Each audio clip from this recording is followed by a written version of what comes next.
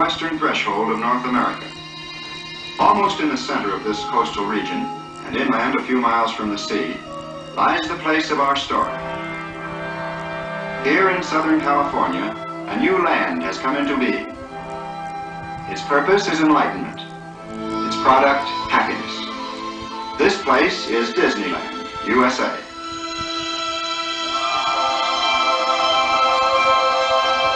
Disneyland could happen only in a country where freedom is a heritage and the pursuit of happiness a basic human right.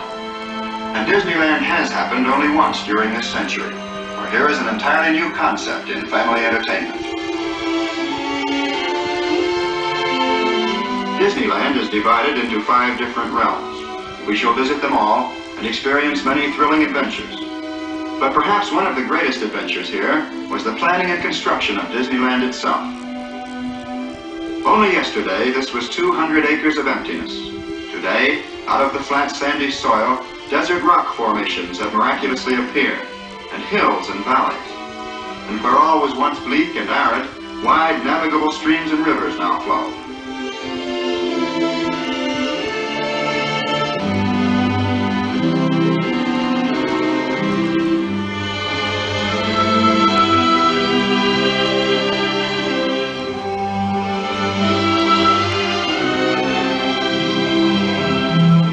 The trees and foliage of Disneyland have been brought from all parts of the world.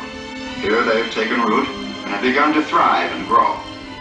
And so shall Disneyland itself continue to expand and develop, so that one may always find in this enchanted domain the new and the unexpected.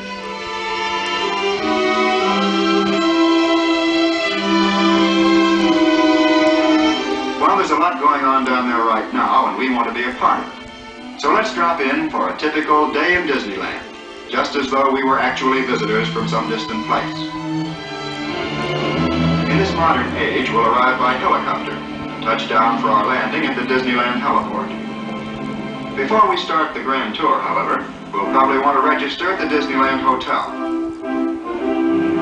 Everything's on wheels here, even the people. And one of these little trams will bring us right to the main entrance of the hotel.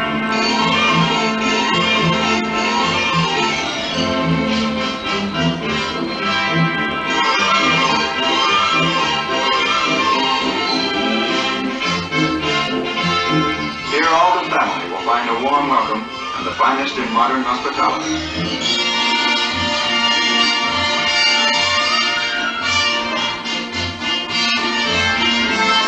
This is outdoor living at its carefree best. Scattered throughout these spacious grounds are many recreational areas, where guests of all ages may enjoy games and social activities.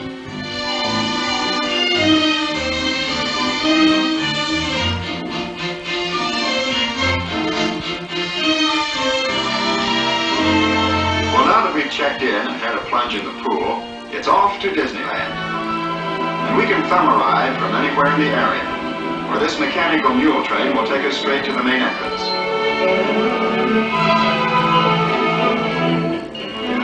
The first sight to greet us is one of the famous Disneyland trains of the 1860s. Disneyland passenger train D.P. Ripley now arriving on track number 1 from a trip around Walt Disney's Magic Kingdom. Passengers will stand by to board. Baggage and mail card forward on the platform. Later we'll board one of these trains for a sightseeing trip. But now let's join the crowd passing through the tunnels of the main entrance. And this is where the world of today is left behind. For now we enter the land of yesterday and tomorrow, and of course the land of fantasy. This is Disneyland's town square, and the beginning of Main Street, USA. Here is America at the turn of the century, at the crossroads of an era. The gas lamp is just giving way to the electric lamp, and the horse car to the auto car.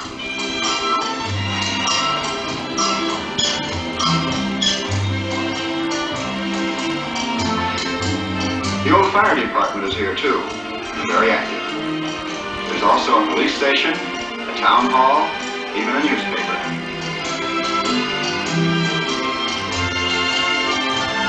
Along Main Street, as everywhere in Disneyland, the modes of transportation are many. There's even a double-decker bus for those who prefer to see the sights from a height.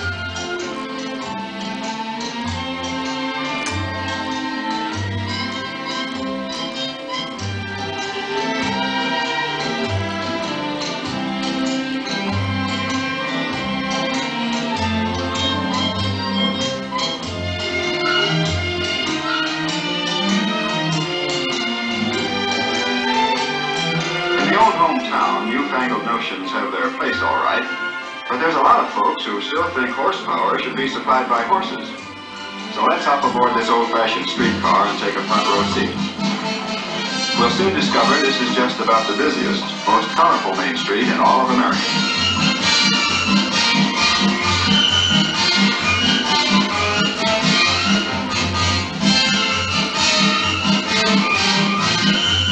Main Street Movie House features 6 silent cinemas, all running at the same time.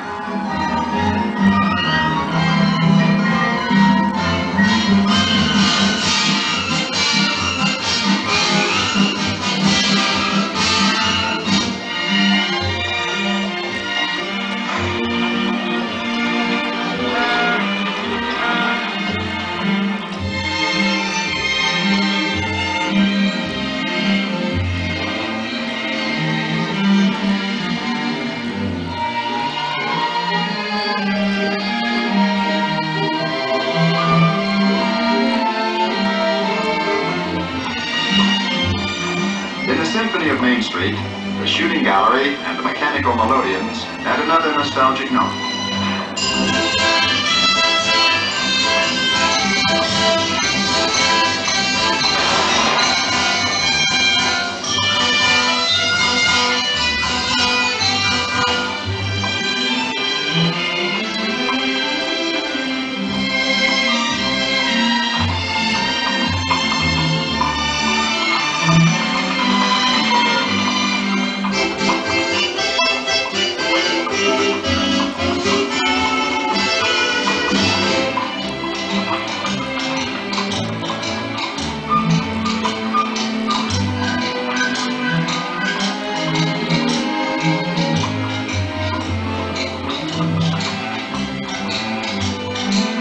At the end of Main Street is the plaza, and for us, this is the end of the line. But before choosing our next adventure, we'll pause for a moment to rest in the shade and enjoy the passing scene. The plaza is the hub of Disneyland. From this focal point, radiate all the different and distinctive realms. The Avenue of Flags marks the entrance to Tomorrowland, where man's dreams of the future become the realities of today. And just beyond the Lake of the Swans, Fantasyland, the happiest kingdom of them all.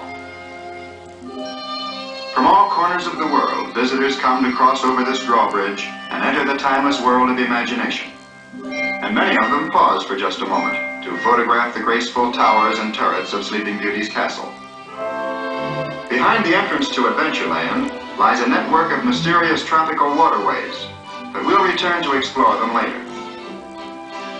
First, we're going to look at a panorama of the past, America's past.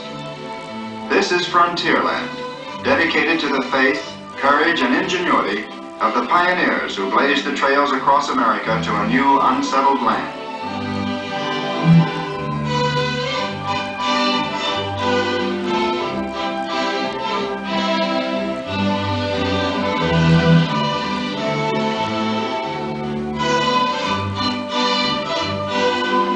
Frontierland tells the story of a young and enterprising nation, and of a people moving westward by riverboat and keelboat, by stagecoach and covered wagon.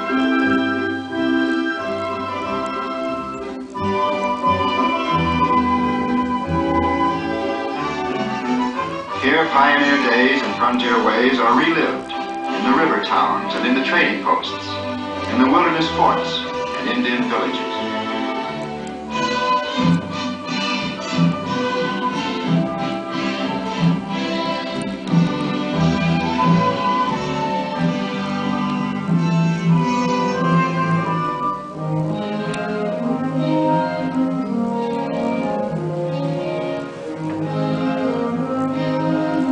Just across from the steamboat landing lies Tom Sawyer's Island, Everybody loves to explore, and this is the place to do it. There are secret paths and winding trails, and mysterious hideaways, such as Injun Joe's Cave. You can climb to the lofty summit of Lookout Point, or sway your way across the old suspension bridge.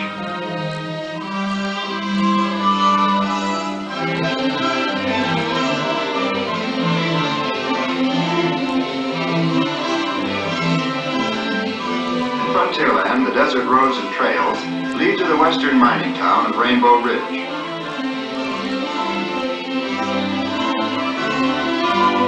Deep in these hills are the beautiful Rainbow Caverns, which can be visited aboard one of these sturdy little mine trains. Rainbow Ridge is a frontier traffic center. Here, stagecoaches and Conestoga wagons arrive and depart just as they did in the days gone by. The younger pioneers, prospecting for pleasure, hit the desert trails on a mule train.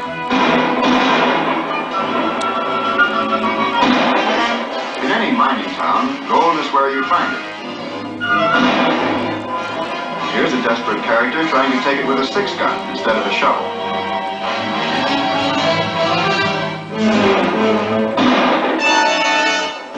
While the villain heads for the last roundup, we'll head for cover in the gold mine.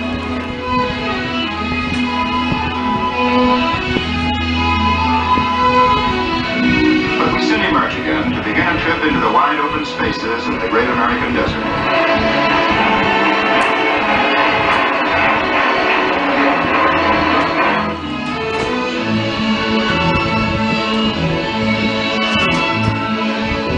Of desert traffic problems, there's a natural bridge, and it's just as efficient as the modern freeway.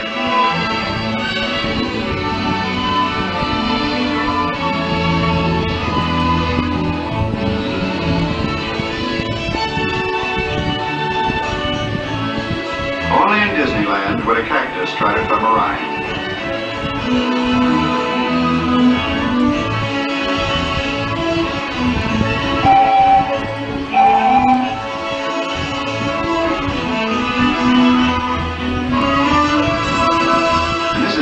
Version of Heavy, Heavy Hangs Over Thy Head. But they're perfectly safe.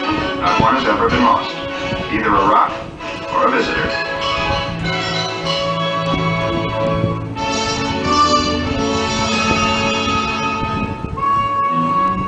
In the heart of the desert, the bubbling mud pots add a note of brilliant color. And atop the distant buttes, the Indian Pueblos stand, in silent tribute to the artistry of an ancient people.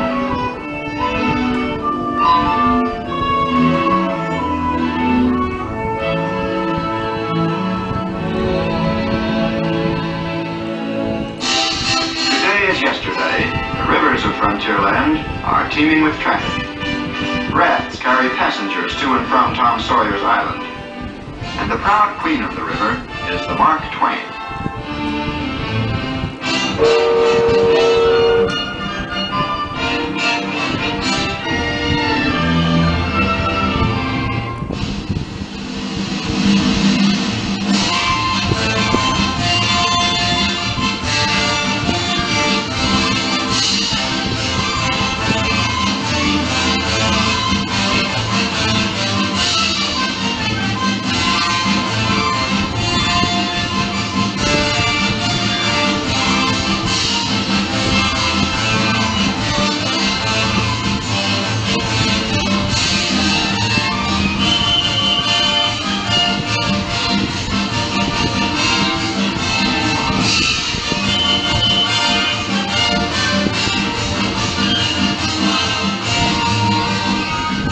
Is old as history, but as new as her paint. She's the only one of her kind to be built in the last 60 years.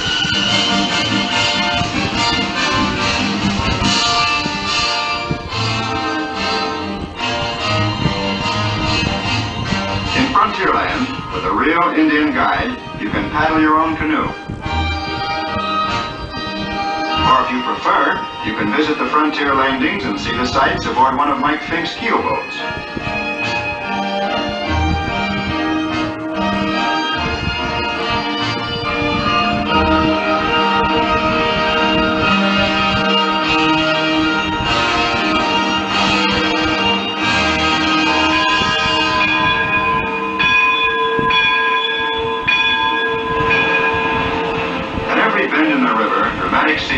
pioneer days come into view. Here's a settler's cabin set afire by flaming arrows. But of course the Indians had their friendlier moments too. Wildlife was abundant in those early days.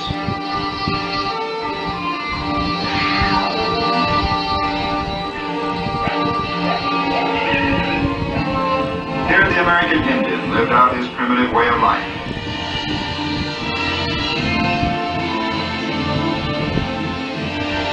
Here stagecoaches wrote an American legend with their turning wheels.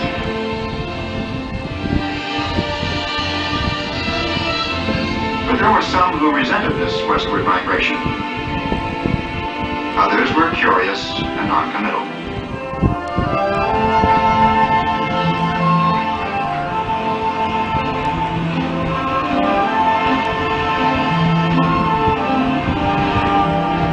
A frontier landmark was the Wilderness Fort. It was both a trading post and a garrison that kept the peace and preserved the treaty with the Indians. To visit Frontierland and travel along its high roads and byroads is to relive in this modern day all the high adventure of the American pioneer.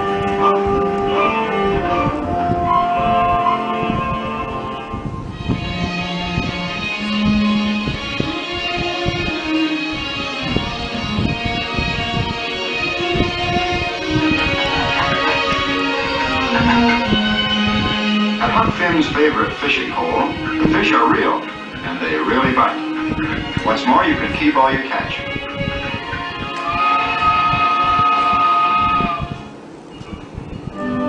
In winning the West, it was the railroads that clinched the victory and welded our country together with bands of steel. These two iron horses are exact replicas of the old-timers that spanned our continent a century ago. So now it's all aboard for an adventure on the high iron.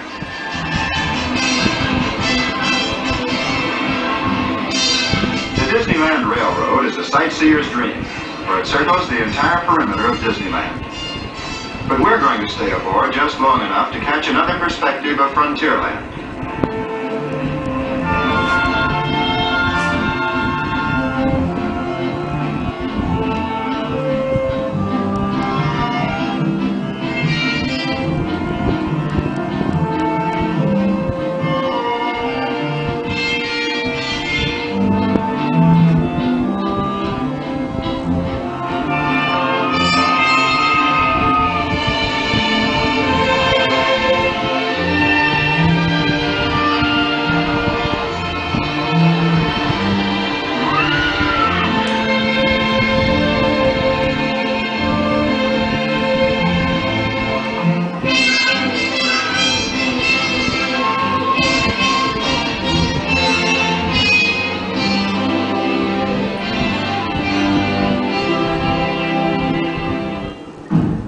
The Indian village is a permanent and popular attraction here. 17 different tribes are represented.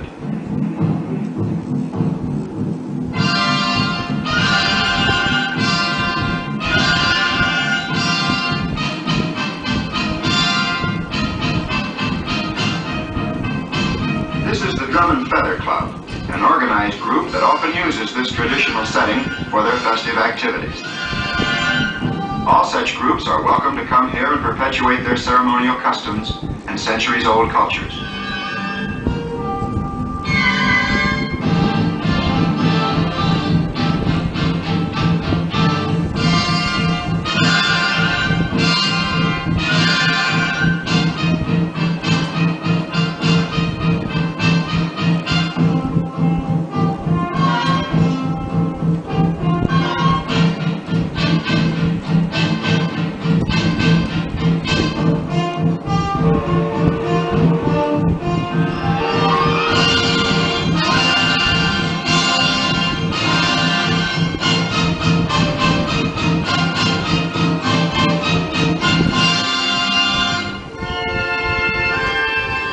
Disneyland covers many acres, it's been planned to keep walking at a minimum.